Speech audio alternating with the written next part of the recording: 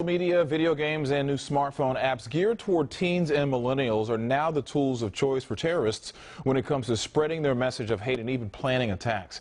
Channel 2 investigator Robert Arnold looks at this emerging threat and efforts in Washington to shut down the ISIS social media campaign. The attacks in Paris and San Bernardino show the message of radical Islam is spreading.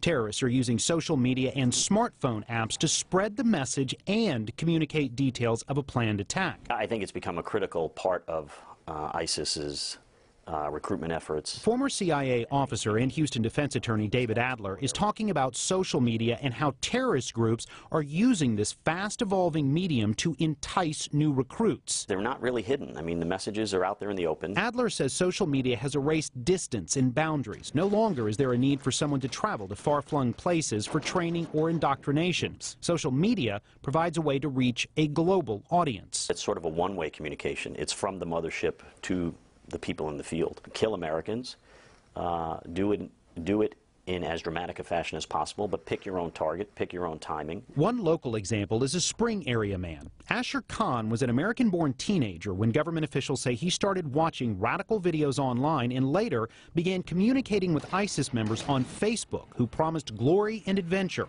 Tom Berg is a retired Army colonel and Khan's defense attorney. You don't see how nasty it is over there. It's just deserts and date palms and death, but that's not what they portray. At 19, Khan planned to travel to Syria to meet a like-minded friend. Before completing that odyssey, Khan came home believing his mother was gravely ill. When Khan's friend turned up dead in Syria, the FBI got involved.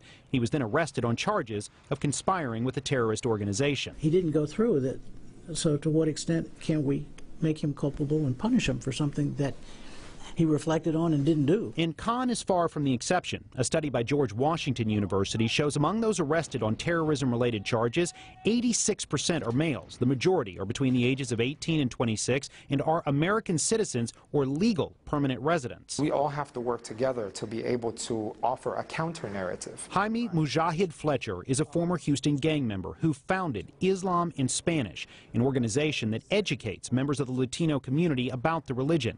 Fletcher also works with the FBI to help counter the message of radical Islam within the Muslim community. At times, people feel that they don't belong. Fletcher says terrorist organizations are using social media to primarily target those who feel disconnected or treated unfairly by society. Push the buttons of their grievances to then make a narrative to where they can join them. This also happens with gang members, at a local level. Fletcher says it's impossible to monitor every tweet, post, Instagram, or Snapchat put on the web, or to expect law enforcement to do so.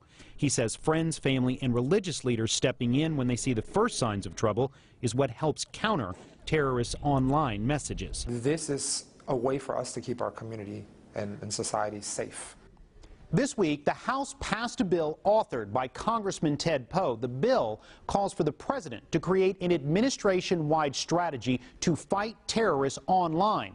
The legislation also requires updates be given to Congress on social media training given to federal law enforcement officials.